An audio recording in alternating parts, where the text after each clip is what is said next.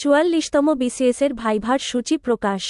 44তম বিসিএসের লিখিত পরীক্ষায় সাধারণ ক্যাডারে উত্তীর্ণ প্রার্থীদের মৌখিক পরীক্ষা বা ভাইভা আগামী 1 সেপ্টেম্বর থেকে শুরু হচ্ছে।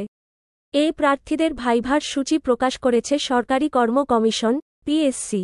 বুধবার 14 আগস্ট এই পরীক্ষার সূচি প্রকাশ করা হয়।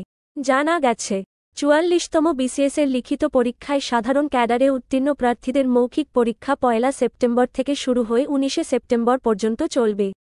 রাজধানীর আগারগাঁওয়ের শেরে বাংলা নগরে পিএসসির প্রধান কার্যালয়ে প্রার্থীদের ভাইভা পরীক্ষা নেওয়া হবে।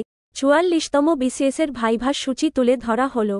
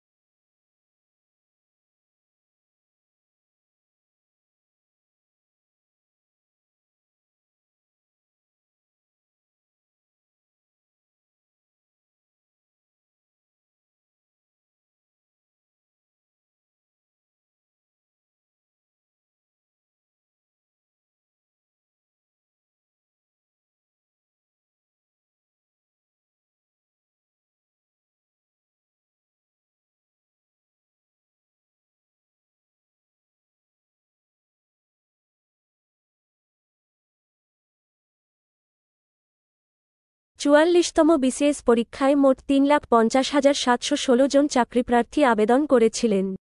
2021 সালের 30 ডিসেম্বর 44তম বিসিএসের অনলাইন আবেদন শুরু হয়। আবেদনের শেষ সময় ছিল 31 জানুয়ারি। পরে তা বাড়িয়ে 2রা মার্চ নির্ধারণ করে পিএসসি। এরপর 2022 সালের 27 মে প্রিলিমিনারি পরীক্ষা অনুষ্ঠিত হয়।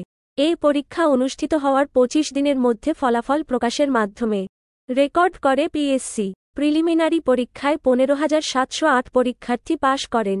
44তম বিসিএসের বিজ্ঞপ্তিতে বলা হয়েছে, এই বিসিএসে বিভিন্ন ক্যাডারে 1,710 জন কর্মকর্তা নেওয়া হবে।